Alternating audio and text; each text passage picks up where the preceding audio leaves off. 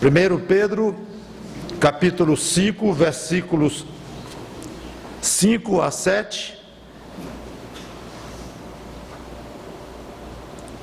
Uma pregação cujo título eu coloquei: não quer ser humilde, não? É uma pergunta um pouco, não sei se poderia dizer desafiadora, ou pelo menos inquisitiva, em que deverá levantar alguma vontade de ouvir a resposta, e porque essa pergunta está sendo feita. Não quer ser humilde, não? Vamos ver o que o texto tem como resposta. Vamos falar muito mais do que apenas a resposta a esta pergunta, mas de fato o assunto principal neste texto é humildade, embora não tudo. Então, 1 Pedro capítulo 5, versículos de 5 a 7 diz: rogo igualmente aos jovens, sede submissos aos que são mais velhos.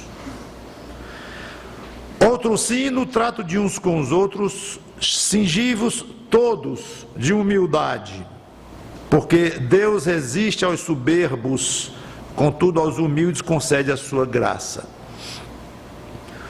Humilhai-vos, portanto, sob a poderosa mão de Deus, para que Ele, em tempo oportuno, vos exalte. Lançando sobre Ele, versículo 7, toda a vossa ansiedade, porque Ele tem cuidado de vós. Vamos orar. Obrigado, Senhor Deus, pelo privilégio de pregar mais uma vez a Tua palavra, que o Teu Santo Espírito nos dirija ao falar e dirija a todos que vão ouvir estas palavras. Que o conteúdo deste pequenino trecho das Tuas Escrituras não seja perdido ou estragado, deturpado pela minha pequenez, pela minha limitação. Ao contrário, que Tu me dês o privilégio de jogar algumas ênfases, focalizar em pontos importantes, e que possa ser então um motivo até de mais compreensão deste texto do que antes, e ser com cada um que vai ouvir. Em nome do Senhor Jesus Cristo, te peço, te agradeço de antemão. Amém. Pedro está já rumando para terminar a sua carta, e ele agora se dirige rapidamente ao último grupo específico, que ele já tinha falado para maridos, esposas, servos, senhores, cada um nós tratamos no devido tempo. E agora o último grupo específico a quem ele se refere são os jovens. Agora, uma frase só, uma recomendação muito curtinha, forte, muito forte, mas curta. Logo depois ele abre para os crentes em geral. Parece que só a primeira parte do versículo 5 é que se dirige aos jovens. Dali em diante ele vai se referir a todos. Ele tem apenas então, nesta hipótese, uma recomendação, e somente uma, aos jovens. Muitos discutem que jovens são esses, se são jovens na fé, se são jovens na idade, se são jovens crentes, e parece que a tendência é achar que é de fato o mais natural se achar. São crentes que vão ler a carta dele e que são novos de idade, são jovens de fato. Parece que é esta a intenção de Pedro. Ele apenas quer uma coisa para os jovens: sede submissos aos que são mais velhos. Um conselho aqui espetacular. Aliás, sempre que a Bíblia reconhece a autoridade sobre alguém, ela exige submissão aos que, quer dizer, quando a Bíblia reconhece a autoridade de alguém, ela exige submissão aos que estão debaixo daquela autoridade. Sempre. A Bíblia fala de uma certa autoridade, quem está debaixo dela, a Bíblia exige submissão. Nunca esqueça isto. Deus espera submissão do ser humano àqueles que estão sob a autoridade daquele. Deus exige do ser humano submissão às suas respectivas autoridades nas várias áreas da vida. Então é implícito aqui Quando ela pede submissão dos jovens aos mais velhos, é implícito que os mais velhos têm uma certa autoridade sobre os jovens. É interessante que o próprio mundo tem reconhecido isto.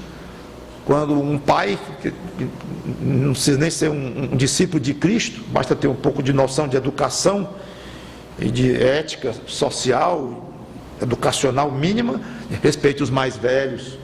Aí vem as leis, né, para guardar os carros em lugares especiais, nas filas dos bancos, aos mais velhos. É o próprio mundo reconhecendo naturalmente uma certa posição dos mais velhos com relação aos mais novos. Tem duas passagens bonitas, e já vou passar para outro assunto, mas eu quero ler essas duas passagens sobre os cabelos brancos dos velhos. Motivo de honra, em Provérbios, capítulo 16, versículo 31, diz assim, não quiser ir até lá, pode deixar que eu leio. Provérbios 16 a 31. Coroa de honra são as cãs. Eu só lamento a tal dessa palavra cã, que ninguém usa, né? Mas a nossa versão, revista atualizada que eu gosto de usar, usa, mas é uma palavrinha muito feia e que ninguém usa, desconhecida. Cã, cabelo branco. Então, nas versões que modernizaram um pouco a tradução, tem coroa de honra são os cabelos brancos. Significa simplesmente isso, cabelo branco. Coroa de honra são os cabelos brancos, quando se acham no caminho da justiça. Claro, cabelo branco. Um velho que insiste em ser o marginal, não vai ser motivo de honra, não. Mas, naturalmente, se vê, até com mais facilidade, alguma honra, alguma experiência de vida da parte do mais velho. E fala da beleza dos mais velhos. Obviamente que a beleza da moça bonita, do rapaz bonito, da criança, é muitíssimo mais exaltada, porque a velhice rouba muito da beleza física que caracteriza a beleza da juventude. Mas a Bíblia vem e joga uma luz interessante sobre um aspecto belo do ancião, que é exatamente o cabelo branco. Provérbios capítulo 20, versículo 29, que diz: o ornato dos jovens é a sua força, e a beleza dos velhos as suas cãs, ou os seus cabelos brancos. Bonito isto.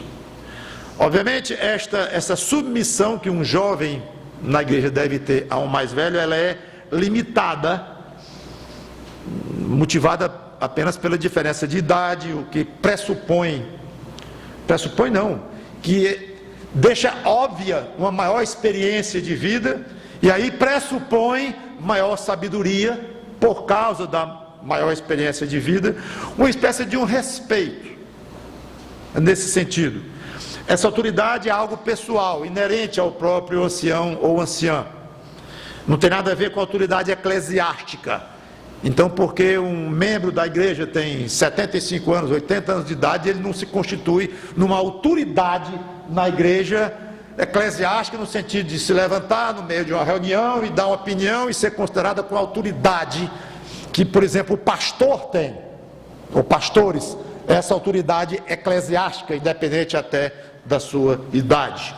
Então, essa autoridade aqui, que o mais velho tem, é uma coisa pessoal, inerente a si próprio, não é uma coisa que se estende à igreja como um grupo, mas é pessoalmente. Então, eu já quero encerrar essa parte dos jovens, com relação aos mais velhos, desejando que esta igreja prime pelo tratamento, pelo respeito, pelo carinho com que os jovens vão dar, continuem dando aos seus irmãos mais velhos, ao ponto até da Bíblia chamar de submissão. Muito bem, vamos para frente então. Voltando a 1 Pedro, capítulo 5.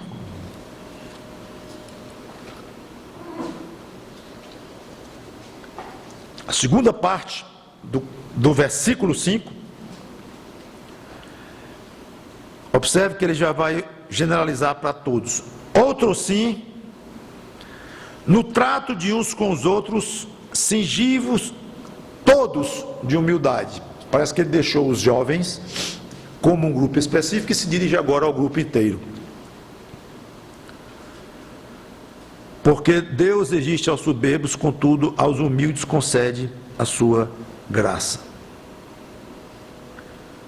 Cingivos todos de humildade. Agora, até o versículo 7, que eu vou tratar nesta pregação, ele vai praticamente se concentrar num assunto só: humildade. Por isso aqui o tema, o título foi sobre humildade. Humildade nos dois tipos de relacionamentos a que o crente está sujeito. Humildade para com as pessoas, eu digo um relacionamento horizontal, e humildade para com Deus, um relacionamento vertical. Então ele aborda esses dois tipos aí. Primeira, agora no versículo 5, na segunda parte, ele fala mais do relacionamento, ele fala do relacionamento pessoal. E a ordem é muito clara: no trato de uns com os outros, cingivos todos de humildade. Interessante que a palavra geralmente expressa como cingir no original, e que nós explicamos como você amarrar uma parte da roupa, naquela época, roupas longas, que atrapalhavam movimentos mais firmes, mais ágeis. Então, cingir era amarrar uma parte da roupa, à cintura ou no ombro. É isso que explicamos sempre como cingir. Mas aqui Pedro usa um outro verbo, e é bem raro, e eu vou ler exatamente o que significa, e é interessante. De acordo com o erudito, autor de dicionário de grego e tudo, Strong. Então diz assim, abrindo aspas: refere-se a uma larga tira de pano branco ou avental, usado pelos escravos, atados à vestimenta por um cinto. Diferenciava os escravos de pessoas livres. Daí, em 1 Pedro 5:5, que é exatamente o nosso texto, cingivos todos de humildade significa que revestir-se de humildade implica em sujeitar-se uns aos outros. A palavra também se refere ao sobretudo que os escravos usavam para manter-se limpo enquanto trabalhavam, uma veste excessivamente humilde. Então, significa, cingivos de humildade sejam humildes no serviço de uns para com os outros. E a ordem inclui maridos, mulheres, servos, pastores, todos. Então, o marido é o cabeça da mulher? Pedro falou isso, Paulo falou isso, já expliquei isso aqui. Mas o marido deve ser, mesmo cabeça da mulher, humilde para com a sua mulher. Os pais são autoridades com relação aos seus filhos? São. Pois os pais devem ser humildes para com os seus filhos. Os pastores são autoridade na igreja? São, sem dúvida alguma, mas devem ser humildes para com todos, sem exceção, todos os da igreja. Os velhos, mesmo merecedores de honra e de respeito, com relação aos mais novos, devem ser humildes com relação aos jovens. Ninguém escapa da exortação de ser humilde para com os outros. E não é apenas uma questão que tem a ver com aqueles que estão investidos de autoridade. Qualquer um, mesmo que não tenha autoridade nenhuma, de nenhuma forma, precisa ser humilde para com os outros. Vale para todos. Tem muita gente que não tem qualquer autoridade funcional, pelo menos de um desses tipos que eu coloquei aqui, e não tem nada de humilde. Mas precisa ouvir esta exortação também. E Pedro explica o motivo, entre outros que certamente existem, mas ele quis destacar um. Você é humilde por quê, apóstolo Pedro? Se eu sou uma autoridade, por que eu vou ser humilde para aqueles que me devem submissão no exercício daquela autoridade que eu tenho? Por que eu vou ser humilde? É esquisito isso. Não vou ser humilde não. Se eu sou uma autoridade, não tem nada a ver com ser humilde com aqueles que estão debaixo da minha autoridade? Tem tudo a ver. É o que Pedro responde. Então ele cita um Provérbios, no caso Provérbio 3:34, que eu não vou ler, é praticamente idêntico ao que está aqui transcrito no próprio texto, quando ele diz, porque, então ele explica o motivo. Deus resiste aos soberbos, aos não humildes. Contudo, aos humildes, Deus concede a sua graça. Está explicado. Ele poderia ter dado motivo como, ninguém é melhor do que o outro, então você precisa ser humilde, é válido. Deve amar o próximo, é válido. Ele poderia ter puxado vários motivos, mas ele quis destacar este. E, curiosamente, neste único motivo que ele destaca, ele inclui o relacionamento da pessoa com Deus. Olha, seja humilde uns com os outros. Por que, apóstolo Pedro? Entre 10 motivos eu vou dar um. Porque você vai se haver com Deus. Se você não for humilde com os outros. Deus resiste aos soberbos. É por isso, Pedro dizendo, é por isso, você quer se expor a isto? Acha razoável o motivo que eu estou lhe dando? Deus resiste aos soberbos. Aí vem o título, óbvio, agora você deve ter imaginado o porquê do título. Ah, não quer ser humilde? Não. Eu disse, é um pouco desafiador. Aqui o título, a pergunta é desafiador. Não quer ser humilde? Não. Não. Já sabe o que vai acontecer com você. Sabe de uma coisa, meu irmão em Cristo, ou irmã, aqui pode estar a explicação para um problema que você, porventura, esteja passando, ou já passou, ou vai passar, porque eu acho que todos enfrentamos esse tipo de problema. Qual? Parece que Deus não está muito afinado comigo. Eu oro, eu peço, e não acontece. Aliás, eu vou ser franco, acontece o contrário. Os seus anseios maiores acontecem. E você tenta ver da parte de Deus alguma graça, um afago, um gesto de carinho de Deus para com você, e não vem. Ele ainda é meio frio com você, meio seco. Aí vem Pedro e diz, não seja humilde não, porque Deus vai resistir a você, se você não for humilde. Então pode estar acontecendo de Deus estar sim, sendo frio com você, seco, um pouco distante, sim, como uma reação ao que Pedro está dizendo aqui. Você está sendo arrogante na sua vida. Talvez se não fosse essa palavra aqui, você não queria associar uma coisa com a outra. Talvez você dizer, Deus está frio comigo, acho que eu estou fraco no dízimo.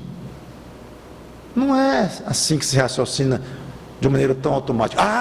É porque eu estou indo pouco para os cultos. Porque eu tenho falado pouco de Cristo. Aí Deus está chateado comigo e está me dando esse molho.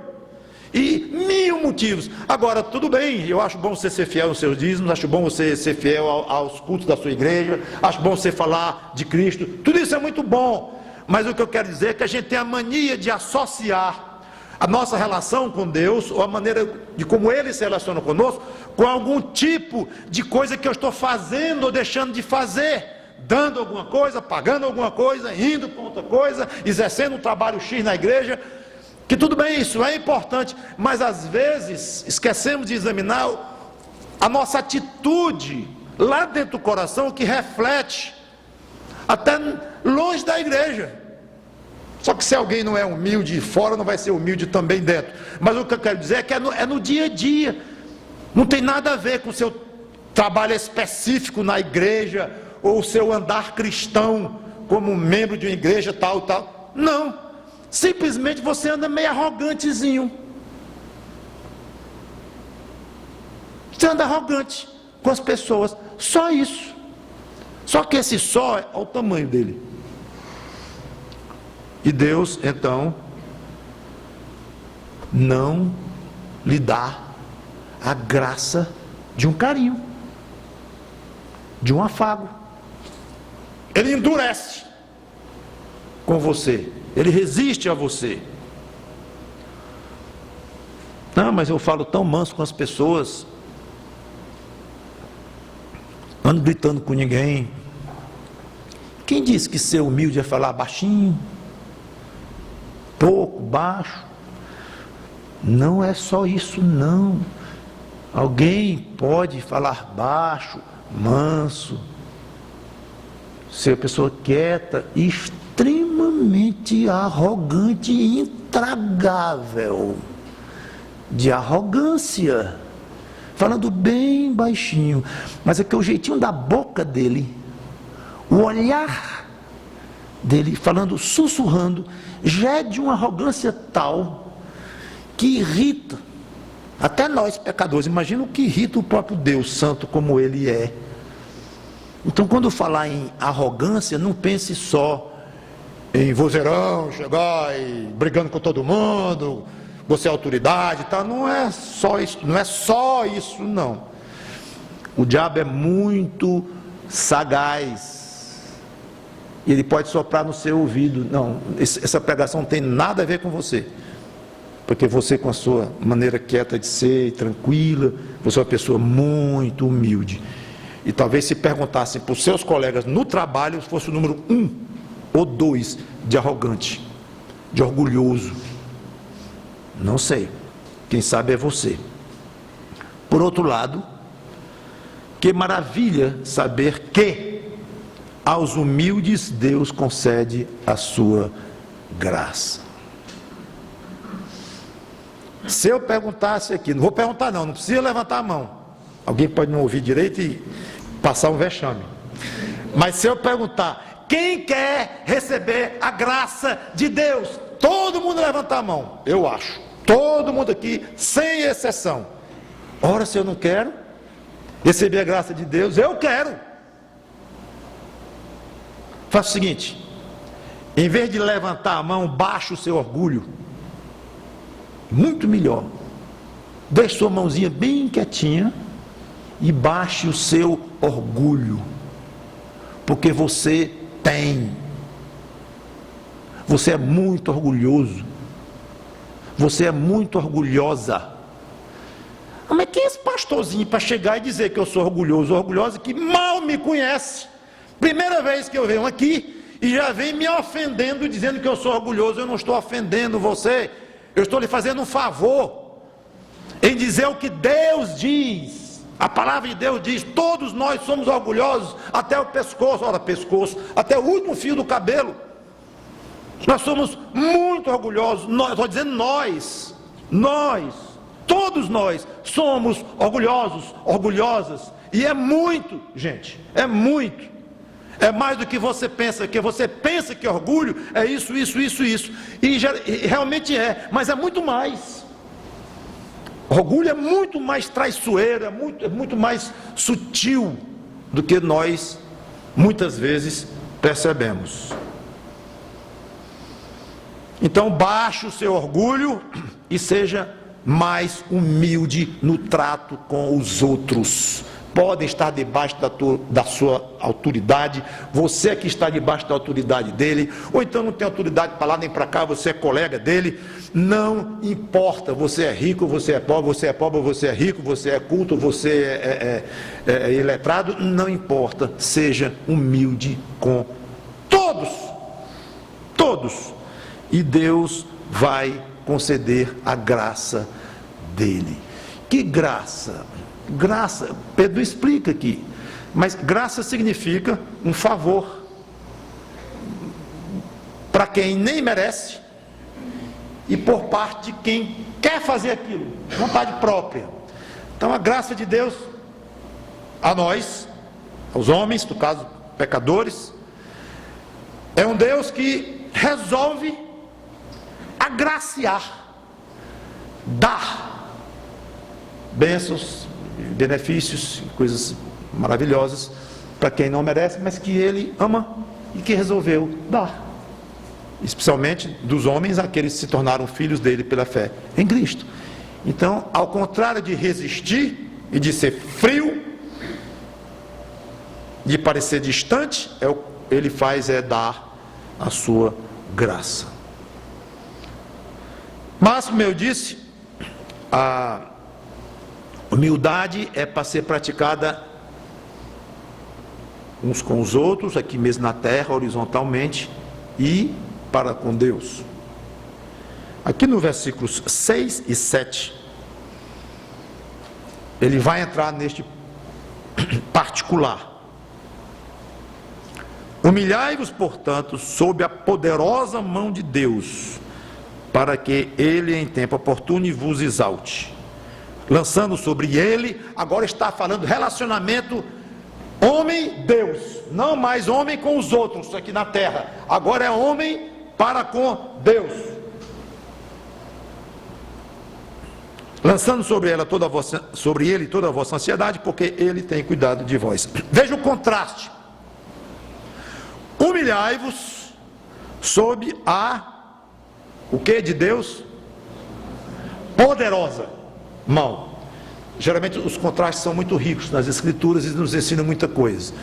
Então, seja humilde, seu vermezinho ser humano, debaixo da mão de Deus. Aliás, saibam, uma mão poderosíssima. Você não vale nada e Deus é tudo. Pois se humilhe. É o tipo da exortação. Daria até para perguntar: Pedro, precisava dizer isso? Porque é óbvio, só um tolo, pequeno, frágil, não se humilha debaixo de um grandão todo-poderoso, ainda mais quando é o próprio Criador. Não há nada mais patético, e a palavra é esta, não encontro uma melhor para usar, nada mais patético do que um ser humano vil, que não sabe nem como é que nasceu, porque não pediu para nascer, não escolheu ser homem ou ser mulher, não escolheu ter saúde ou não ter saúde, não escolheu ser bonito ou feio, inteligente ou pouco. Está aí ele. E a vida vai tocando e morre um amigo, morre um querido lá, ele não queria que morresse, claro, mas morre mesmo e ele chora, aí ele funda uma empresa, a empresa quebra, e ele não controla bem as coisas, aqui acolá, algumas coisas dão certas, outras dão erradas, mas que coisa, eu não consigo controlar nada meu. Gênio, descobri isso aí. Acho que meu netinho não a Júlia que tem 1 ano, mas o de 4 já deu para descobrir isso. Não controla as coisas, não dá. Aí vem alguém que quer ser arrogante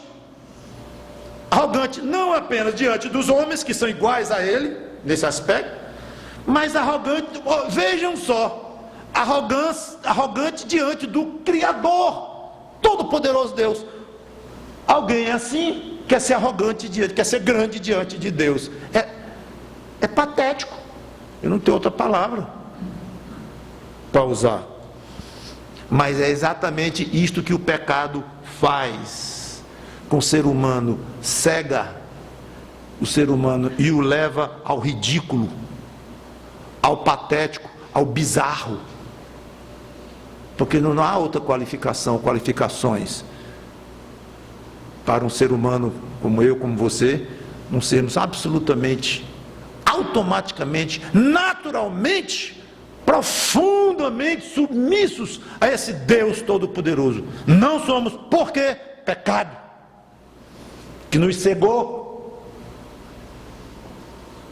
Então já é razoável não, já é é explicável, mas muito triste, a explicação por que um ser humano, da maneira como ele nasce, a Bíblia chama, a teologia chama um homem natural, do jeito que ele vem ao mundo, ele pateticamente se arrogante diante de Deus. É explicável, triste, mas é explicável. Agora, mais triste ainda é quando vem um crente no Senhor Jesus Cristo, alguém que já passou pelo processo do arrependimento, já passou pelo processo da conversão a Cristo, já passou pelo processo de tornar-se uma nova criatura, já tem entendimento limitado, mas tem entendimento para as coisas espirituais. Aí vem um crente que reconhece Deus como Criador, porque tem muitas pessoas que não reconhecem nem que Deus existe e tal, mas agora falando do crente, ele sabe, reconhece, e ele resiste a se humilhar diante de Deus. Aí é trágico. Bom, pastor, aí o senhor vai exortar outro, porque agora isso aí não tem nada a ver comigo não, agora não tem mesmo, porque não tem nem perigo disso acontecer comigo. Tudo bem, me humilhar diante das pessoas, tem umas chatas, o senhor conhece, deve que talvez conheça algumas, difíceis de lidar, arrogantes. Então eu me humilhar diante de gente é meio complicado. Eu reconheço que é complicado se humilhar diante de outros seres humanos, mas eu tento. Agora, eu não vou me humilhar diante de Deus? Claro que eu vou, não tem menor dificuldade para mim, eu tenho prazer, eu me derreto diante de Deus. Que bom, ótimo. Agora é bom lembrar que cada vez que você peca e não se arrepende, você está sendo soberbo diante de Deus, porque pecado é ofensa a Deus. Então você acha que não precisa se arrepender diante de Deus, confessar, se entristecer mais uma vez, já fez isso tantas vezes, isso cansa, então não precisa mais não, já sou filho de Deus pela fé, meus pecados já estão perdoados, não vou mais para o inferno, assim ensina a doutrina bíblica correta, então não preciso estar toda vez me tratando com Deus, cada pecado que eu cometo já fica aí no bolo, já fica aí no atacado, o perdão de Cristo para os meus pecados. Arrogância pura. Cada pecado que você se lembra que cometeu, que a sua consciência lhe acusa, sim, você precisa tratar com Deus. Eu sei que você, uma vez sendo crente em Cristo Jesus, você já está salvo mesmo. Eu sei que você não vai perder a salvação por causa daquele pecado, tudo isso está certo, mas não misture uma coisa com a outra. Não implica que o fato de estarmos salvos não quer dizer que tenhamos que dar satisfação ao nosso Deus por cada pecado que nós cometemos no dia a dia. Quer ver um exemplo? Um filho, um garoto danado, como quase todos são mesmo, ele é filho daquele pai, é ou não é? É, não tem jeito. Então a filiação dele com aquele pai está garantida, não é porque ele vai ser danado, não vai ser danado, vai ser bonzinho, obediente, desobediente, mas é filho daquele pai. Aí ele desobedece o pai, aí pede perdão, leva uma surra, sei lá o quê, aí depois desobedece de novo, depois obedece de novo. Um belo dia o menino disse, vou mais tratar isso com o papai não, porque ele desobedece de vez em quando mesmo. Ele diz que me ama incondicionalmente, tudo é verdade. Eu não vou deixar de ser filho dele por causa dessa desobediência, mais uma que eu fiz. Tudo verdade. Ele está raciocinando em cima de premissas corretas. Logo, já que é assim, eu não preciso tratar com meu pai toda vez, papai, desculpe, mais uma vez, eu errei, desobedeci, está aqui minha mão, pode dar palmada ou castigo, sei lá o quê. Ah, tá bom, já absorveu isso aí tudo. Errado. Então ele raciocinou em cima de coisas corretas, mas ele concluiu de maneira errada, porque ele tem que dar satisfação ao pai dele cada vez que o desobedece, mesmo que o pai o ame incondicionalmente, mesmo que ele seja filho daquele pai o tempo todo, óbvio, e tudo mais. Não precisa entender profundamente de teologia para concluir isto. Mas às vezes o crente acha, mesmo no fundo do coração dele, e nem percebe que isso é arrogância, que não precisa tratar tanto com Deus quanto aos seus pecados. Precisa, trate com ele. Não tem nada a ver com sua salvação, mas tem a ver com o andamento da sua salvação aqui na terra da sua vida cristã. Cada vez que você insiste em fazer uma coisa do seu jeito, e você sabe que a Bíblia indica um jeito diferente. Ah, mas é o meu jeito, não está errado propriamente e tal, mas eu vou por aqui. Olha, o caminho melhor, que a Bíblia aconselha, é por aqui. Não, mas arrogância. Não há outra explicação. Quando você não crê, quando a Bíblia diz uma coisa, isso aqui eu não consigo acreditar de jeito nenhum, arrogante. Não está escrito, não é Deus quem diz, não é a palavra de Deus, arrogância. Cada vez que você deixa de orar por um determinado assunto, não vou orar por isso. Estou até com vontadezinha, eu confesso, estou com vontadezinha de orar por aquele assunto. Mas Deus é soberano, Ele conhece as coisas antes da gente pedir, então não precisa orar por isso. Arrogante, porque precisa sim, porque Ele disse que precisa. É claro que Ele sabe antes de pedir, é claro que Ele só vai dar se é vontade dEle, tudo aquilo. Mas não significa que você não vá ter que pedir, e insistir, e até incomodá-lo, como aquela palavra que Cristo nos ensinou. Então, mostra arrogância, cada vez que você toma um rumo pessoal, em contraste ou em oposição a algum tipo de orientação de Deus, qualquer tipo de atitude que você tomar, porque é como você acha que deve ser feito, e se esse seu achar colide um pouquinho que seja contra as Escrituras, você está sendo arrogante. Aí vem você dizer que não tem o menor perigo de você ser arrogante diante de Deus, que você se derrete diante de Deus. Será? Você pode até se derreter em orações e clamando para Ele coisas lindas na natureza e até coisas mais profundas. Tudo bem, não estou duvidando da sua palavra. O que eu estou dizendo é que essas coisas são sutis, nós temos que prestar atenção. Alguém pode achar que está muito humilde para com Deus e está sendo um grande arrogante diante de Deus. Mas vamos terminar, quer dizer, vamos continuar com o texto. Pedro poderia ter terminado a frase simplesmente dizendo para nós nos humilharmos sob a poderosa mão de Deus e pronto, já era o suficiente. Mas Pedro vai além, mostrando a maravilha que nós nos relacionamos a um Deus tão misericordioso. O que ele diz aí no restante do versículo 7?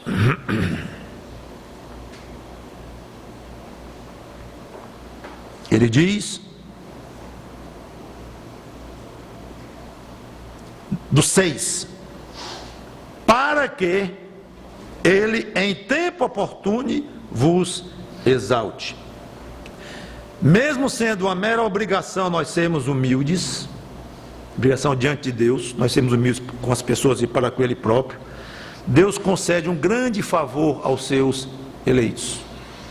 Ele próprio os exaltará. Não precisaria disso, isso aí é extra. Como se diz, é a cobertura no bolo, sobrando misericórdia e graça e favor de Deus. Não tinha necessidade, vocês vão ser humildes porque eu estou mandando. E ponto final, acabou-se.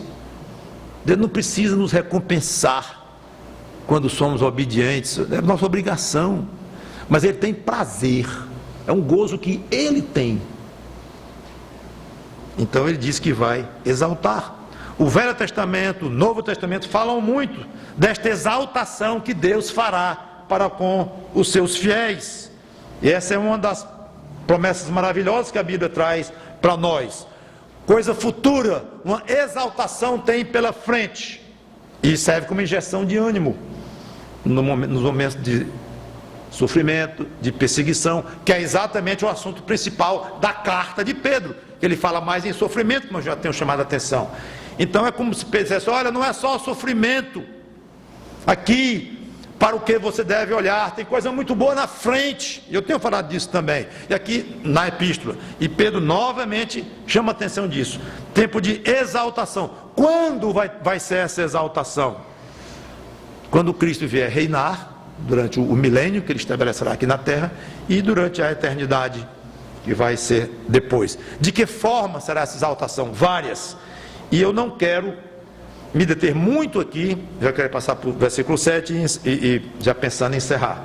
Mas eu vou ler uma série de passagens, se você quiser não siga, que eu vou tentar ser rápido, mas eu quero pincelar nas Escrituras textos que mostram o que é fiel a Deus, o que agrada a Deus, e só tem uma maneira de agradar a Deus, é via Cristo. O crente em Cristo, portanto, várias formas que esse crente será exaltado. É muito gostoso isso. Então essa questão de se humilhar é só um pedaço da moeda. Porque há exaltação na vida de quem se humilha. Vamos nós, Lucas capítulo 22, versículos 28 e 29. Diz assim, Lucas 22, 28 e 29. Vós sois os que tendes permanecido comigo nas minhas tentações, assim como meu Pai me confiou um reino, eu vos-lo confio, para que comais e bebais a minha mesa no meu reino, e vos assentareis em tronos para julgar as 12 tribos de Israel. Exaltação. Apocalipse capítulo 3, versículo 21. Como eu falei, eu não vou entrar em detalhes de cada passagem dessa, não vou explicar cada contexto, eu quero só deixar na sua mente um conjunto de passagens espetaculares, apontando para uma exaltação, não que nós vamos fazer por nós próprios, mas Deus nos exaltando. Esse aqui é o gostoso da história. Apocalipse 3 e 21, ao vencedor dar-lhe-ei sentar-se comigo no meu trono. Já sentou em algum trono alguma vez na vida? Trono real? Eu também não.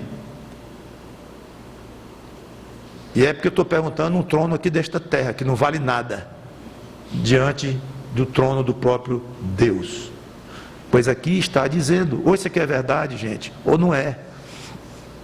Agora, se são passagens misteriosas, se são passagens, algumas bem literais, outras metafóricas, que equivalem a alguma realidade, mas que não é que está expressando exatamente por fato de ser uma metáfora, uma figura, ou é bastante metafórica, não importa.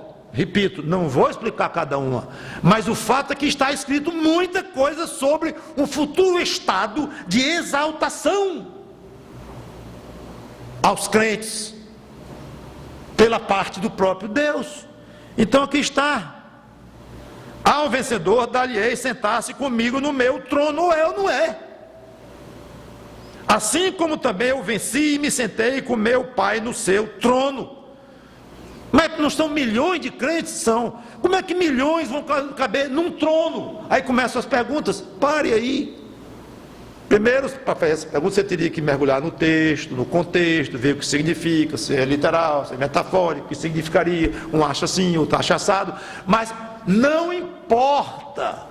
O que importa é que está escrito, com palavras para nós entendermos, mesmo que essas palavras tragam algum tipo de significado diferente do que nós estamos acostumados na realidade. Não um trono de 1 metro por 2 metros, de um rei, 1 metro por 1 metro, sei lá, vai ser uma coisa diferente, mas mostra uma posição de honra, de mando, de comando. É claro que mostra. Do contrário, as palavras não querem dizer nada, que é um absurdo. Apocalipse 5, de 9 a 10. E entoava um novo cântico dizendo: digno és de tomar o livro e de abrir-lhe os selos, porque foste morto, se referindo a Cristo, né? E com o teu sangue compraste para Deus os que procedem de toda tribo, língua, povo e nação. E para o nosso Deus os constituíste reino e sacerdotes, e reinarão sobre a terra. Mais claro do que isso, não pode. É muito rei. Bom, na verdade não é muito rei, é um rei, que é ele. Mas nós vamos reinar com ele. Está escrito. Se isso não é exaltação. 1 Coríntios capítulo 6, versículo 2. Diz assim: ou não sabeis que os santos hão de julgar o mundo? Você vai ser juiz sem fazer concurso. Federal, estadual, municipal, você vai ser juiz. Se você é crente em Jesus Cristo, você é um juiz em potencial. Você vai julgar o mundo. Eu, pastor, eu mal leio a Bíblia. Mas você tem o Espírito Santo que habita em você. E Cristo está dizendo que você vai reinar o mundo. Mas não acabou não. Olha o versículo 3. Não sabeis que havemos de julgar os próprios anjos? Eu julgar anjo? Quem sou eu? Um filho de Deus em Cristo. Ah, mas isso não é para mim não. Então rasgue a Bíblia, vá para casa, vá procurar um outro Deus, porque esse Deus da Bíblia você não tem nada a ver com ele. Se você não crê no que ele está dizendo na palavra dele, então você vai julgar anjo. Agora, cuidado como é que você vai colocar isso. Se chegar amanhã na sua faculdade e disser: pessoal, escuta aqui, eu vou ser juiz de anjos, para fora do grupo. Esse acabou de endoidar. Bom, gente, está lá em 1 Coríntios 6, versículo 3, está na Bíblia. Aí como é que você vai desenrolar isso? É com você, que Deus lhe dê sabedoria. Mas é fato. É fato. Se não for fato, encerra-se a Igreja Batista Luz do Mundo nesse exato momento. Não temos o que fazer aqui. Mateus 10 e 32, não acabou não. E eu puxei apenas algumas passagens que falam da exaltação do crente da parte de Deus. Mateus 10 e 32, quando diz: portanto, todo aquele que me confessar diante dos homens, também eu, Jesus Cristo, eu o confessarei diante de meu Pai que está nos céus. Você já pensou em chegar ao próprio Jesus Cristo e dizer: meu Pai, este aqui, ou esta aqui é a Sandra, minha serva, esse aqui é o Danilo, meu servo. Não é que Deus Pai vai chegar e dizer: muito prazer, eu não lhe conhecia, só de ouvir falar. Claro que não, mas está escrito que Cristo vai confessar o meu nome, meu Mauro. E ele não diz o CPF porque ele não quer, porque ele sabe o CPF também. Vai me confessar diante do Pai. Gente, isso tem uma honra maior.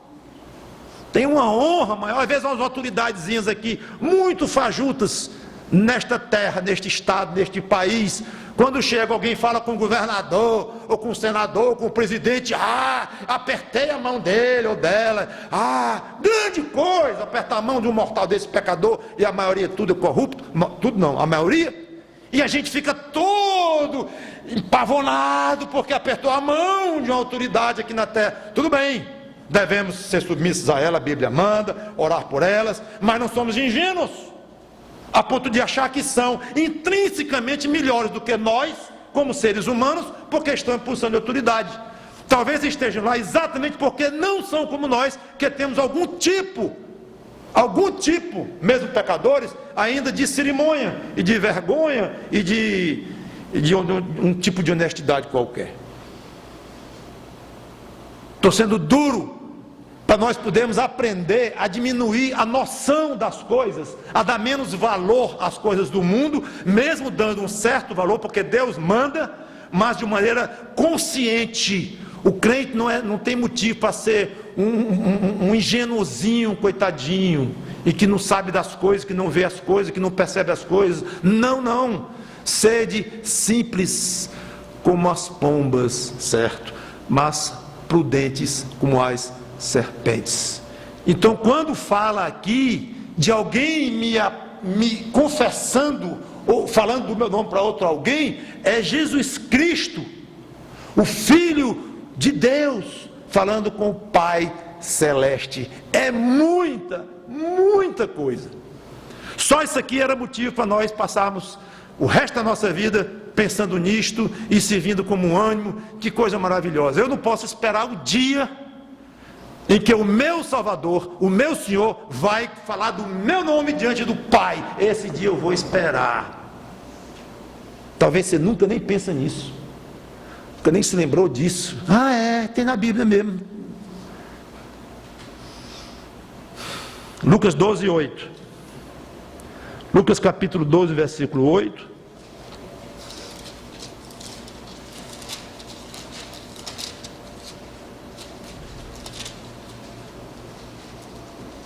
Digo-vos ainda, todo aquele que me confessar diante dos homens, também o Filho do Homem o confessará diante dos anjos de Deus.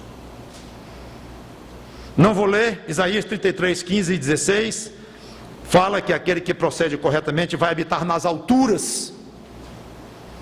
Daniel 12, 3, não vou ler, passagem clássica, muito conhecida, que os sábios resplandecerão como o fulgor do firmamento. Com o fulgor do firmamento.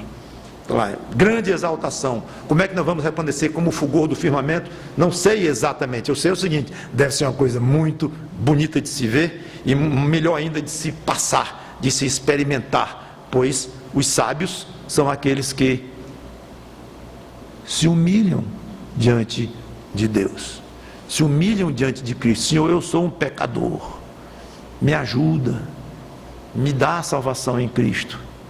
Esse é o sábio. Tudo isso aponta para a famosíssima afirmação do Senhor Jesus Cristo, que é lei no reino de Deus. Tudo isso aponta para aquela frase dele em Mateus 23, 12: os humilhados serão exaltados. Lembra desta frase? Então, tudo que eu li aqui nessa última parte da pregação sobre nossa exaltação é cumprimento, ou será cumprimento do que Cristo diz. Muito bem. Quero lembrar a vocês o seguinte: o fato da nossa exaltação ser no futuro, não impede que Deus resolva nos exaltar de alguma forma aqui na terra, de uma maneira diferente, dotar alguns servos dele de uma situação mais especial e que ele fica mais em destaque do que outros, com um propósito obviamente benigno para avançar mais o reino de Deus aqui, ser mais usado por Deus. Então Deus pode destacar alguns numa área que o cara é da vida. Alguns são mais exaltados do que outros por Deus nesta vida. Mas não conte com isso. Isso é o que eu quero dizer. Não conte com isso. Essas promessas todas são para o futuro. Aqui é quem quiser vir após mim, a si mesmo se negue, tome a sua cruz e siga-me. Então o que nós devemos, o que nós temos de promessas de Deus para esta vida aqui, depois de nos convertermos a Cristo, não é ficarmos ricos, temos todos os problemas resolvidos, a saúde restaurada. Não. O que nós temos de promessa aqui é dureza, sofrimento, dificuldade, perseguição. Isso é que nós temos de promessa. Agora, muita alegria interior, muita paz interior e muitas promessas espetaculares de glória, de exaltação lá na frente. Então o que vier daqui que não seja sofrimento e dificuldade, Deus resolveu lhe dar, agradeça a Ele e fique admirado. Então não se admire pelos sofrimentos, se admire pelo não sofrimento. É o contrário, o normal é o sofrimento, é a dificuldade. Versículo 7, e já encerrando, uma excelente orientação da forma como o crente deve se humilhar na presença de Deus. Está lá escrito, voltando a 1 Pedro 5, lançando sobre ele toda a vossa ansiedade, porque ele tem cuidado de vós. É uma pena essa frase chegar no final da pregação, porque a vontade é de fazer outra inteira, que é belíssima. Já imaginou um Deus todo-poderoso que mantém tudo funcionando? Um Deus absolutamente santo, reto, chegar para um pecador como você, perdoado ou não, e dizer: lance sobre mim toda a sua ansiedade. E é o verbo está bem traduzido aí, no original mesmo é jogar alguma coisa sobre, jogar uma capa sobre alguém, alguma coisa. Então, jogue mesmo sobre mim toda a sua ansiedade. O contexto desta frase é fortemente ligado com a necessidade do crente se humilhar diante de Deus. Então é um crente que está se humilhando diante de Deus, se humilhando diante dos outros, fazendo o que Deus quer. Este crente, ele pode agora jogar as suas ansiedades sobre Deus. A verdadeira humilhação diante de Deus é chegar e dizer: Senhor, eu reconheço que eu estou ansioso, eu estou preocupado, eu estou tenso, eu estou estressado, eu estou angustiado, eu não tenho condições de resolver isso por mim próprio. Eu sei que é falta de confiança em Ti. Se eu tivesse mais confiança, eu estaria menos estressado. Eu sei que é fraqueza da minha fé, sei. Mas e aí, Senhor? Esta é a fé que eu tenho. Aumenta a minha fé, eu procuro desenvolvê-la. Não vou usar como desculpa, absolutamente, mas estou colocando diante de Ti como uma realidade. Essa é a fé que eu tenho para exercer diante de Ti. Mesmo assim, estou muito angustiado. Agora, o que isso aí vem com o meu gen, com o que eu herdei do meu pai, da minha mãe, ou com minha fé pequena, ou com os maltratos que eu recebi lá no meu emprego nos últimos 5 anos, não sei. Eu não sei, não tem no mundo quem separe esses elementos. Está tudo misturado dentro de mim. Me ajuda a separar o que for possível, tentar examinar cada coisa. Mas eu estou ruim, Senhor, e eu peço a Tua ajuda. Eu preciso desesperadamente de Ti. Toma conta de mim, cuida dessas angústias. São essas, estou com medo disso, estou com medo daquilo. Diga. Quando você fala com um amigo, você não diz? Ou com uma amiga íntima, com esposa, você não diz: eita, eu estou com medo danado, que eu fiz um exame ontem, eita, eu estou com medo que o filho tal, que a filha não sei o quê. Todo mundo tem seus medos, e alguns a gente diz para os outros, dependendo do grau de intimidade. Pois diga para Deus todos os seus medos, lance sobre Ele, e não vá com raciocínio, mais uma vez, correto, mas inválido. Ele sabe tudo, por que preciso dizer? Ele gosta, está aqui dizendo aqui. Agora, isso não significa que você, feita uma oração dessa, sabendo que Ele vai aceitar você jogar sobre Ele, em vez de dizer: não, cuide de você, você peca, me ofende, e agora vem dizer para mim que está ansioso. Se vire, cuide, se arrependa aí, trate, resolva isso aí. Não, você sabe que Ele aceita esse tipo de coração derramado diante dEle. Mas isso não significa que todas as suas dificuldades, as suas ansiedades, dali em diante vão desaparecer como mágica. Não, você vai tratar, até onde possível, cada causa dessa ansiedade. Pode ser várias causas dessa angústia, desse medo, e tratar cada um como deve ser feito, usando os recursos disponíveis. Então você percebe, ou alguém lhe ajuda a você perceber, que é um problema de relacionamento que vai péssimo no seu lar, por exemplo. É claro que está gerando muitas dessas angústias. Ninguém pode dizer se são todas, se é 90%, 83%, ninguém sabe, mas é óbvio que isso está lhe perturbando. Resolva isto, resolva. Então não é só chegar diante de Deus e confessar, jogar sobre Ele, mas cuide de tentar examinar as causas prováveis de toda essa angústia. É uma questão de confessar pecados. Você está com algum tipo de pecado repetitivo na sua vida e que você não tem confessado a Deus? Confesse.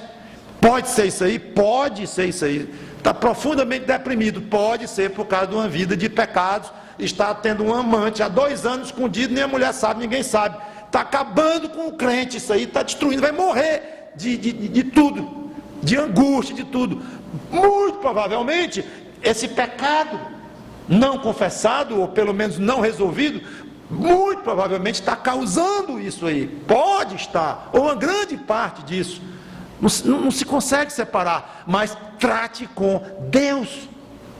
É uma questão clínica, em que ajuda a usar medicamentos, conversar com um perito na área, converse.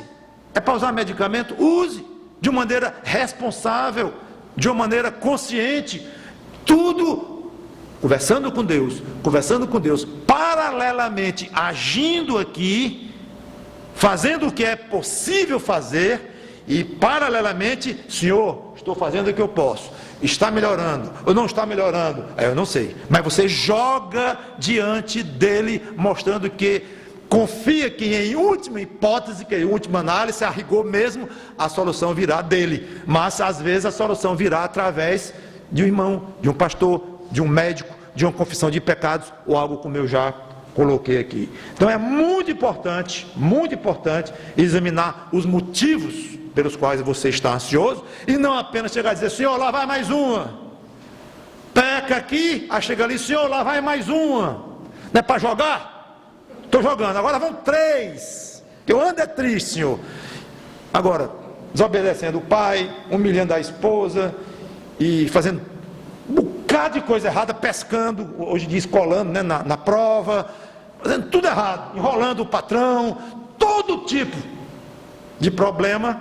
Ou tem um pai ou uma mãe e um avô que visivelmente tem problemas psicológicos, problemas de equilíbrio emocional, é familiar, e a pessoa está vendo que isso aí está requerendo algum estudo, algum exame mais profundo clínico, mas não, o negócio é eu e Deus, e eu vou então jogando para cima dele e jogando sobre toda a minha ansiedade, porque ele mandou. Então veja como uma coisa não anula a outra. Seja responsável, use a inteligência que Deus lhe deu. Agora sabe o que é? É que nós somos tão orgulhosos que às vezes é mais cômodo não confessar a Deus, ou não confessar ao marido, ou à esposa, ou a alguém que a gente ofendeu, não confessa por causa do orgulho, mas fica jogando em cima de Deus a consequência daquele pecado, ou daquela falta de providência.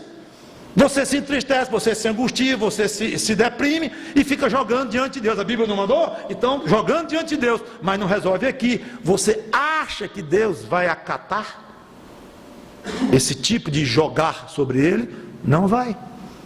Então a Bíblia não é para ser lida uma passagem só e acabou-se. Não, é todo um contexto. Mas eu quero encerrar. Pedro diz aqui, por que é para a gente jogar sobre ele? Isso é um espetáculo. É muito confortante, gente. Jogando sobre ele toda a vossa ansiedade. Por quê, hein? Por quê? Porque ele tem cuidado de vós. É muito bom, né? É porque a obrigação de vocês como criaturas dele, é porque é isso. Não, ele tem cuidado de vós. Seria interessante você escrever as 5 pessoas que você mais quer bem neste mundo. Não sei nem se é possível isso, mas de repente escreve aí 5, 7. 5 pessoas que você mais quer bem neste mundo. Aí vai examinar por que este fulano, esta ciclana e este outro aqui, por que cada um deles está na minha lista? Não, porque é meu pai. Não. Tem muito pai que não vai entrar na lista dos 5 pessoas que o outro quer mais bem neste mundo, não. É porque é meu filho, porque não é assim não. Se você for muito franco, talvez não vá ser não. Espero que seja, porque é natural que seja o pai, a mãe, os filhos e tal, os grandes amigos, é natural, mas não é obrigatório.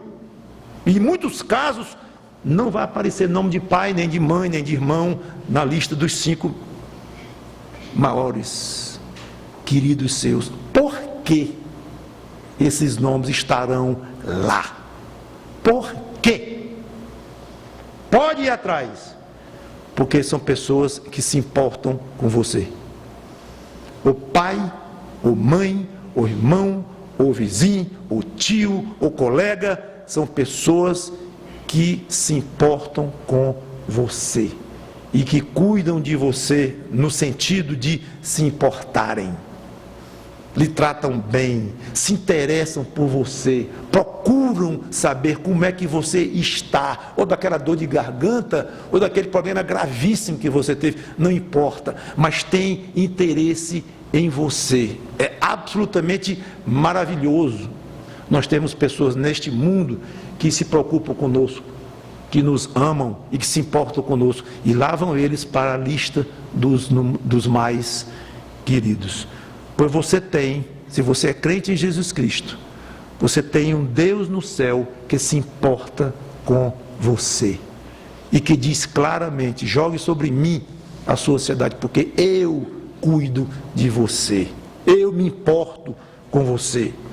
Somente um motivo desse seria suficiente para nós sairmos daqui nos sentidos das pessoas mais felizardas do mundo.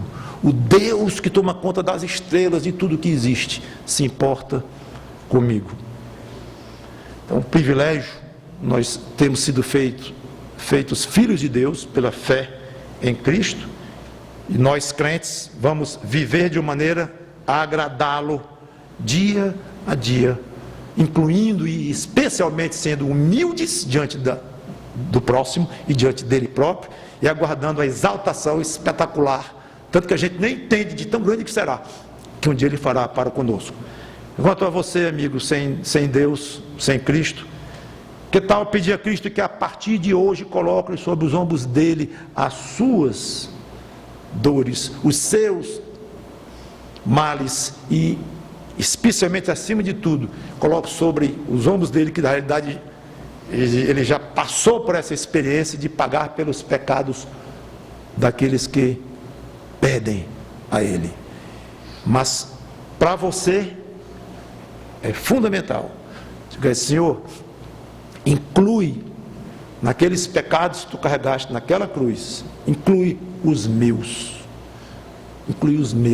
me ajuda, tem misericórdia de mim, e se humilhe, meu amigo, minha amiga, se humilhe diante do Senhor Jesus Cristo, e se humilhando diante dele, com certeza você vai receber a sua salvação, vai agradar a ele, vai agradar ao Pai Celestial, se tornará um filho de Deus, e você pode dizer para quem você quiser, desde ontem, anteontem, do dia que você se entregou a Cristo, você pode dizer: eu encontrei um Salvador, que ao mesmo tempo é o Deus Todo-Poderoso, que tem todo cuidado comigo, a ponto de me autorizar a lançar sobre ele todas as minhas ansiedades, porque ele já pagou todos os meus pecados. Eu estou agora livre no sentido, e servo dele, gostosamente servo dele no outro sentido, e eu quero agradá-lo.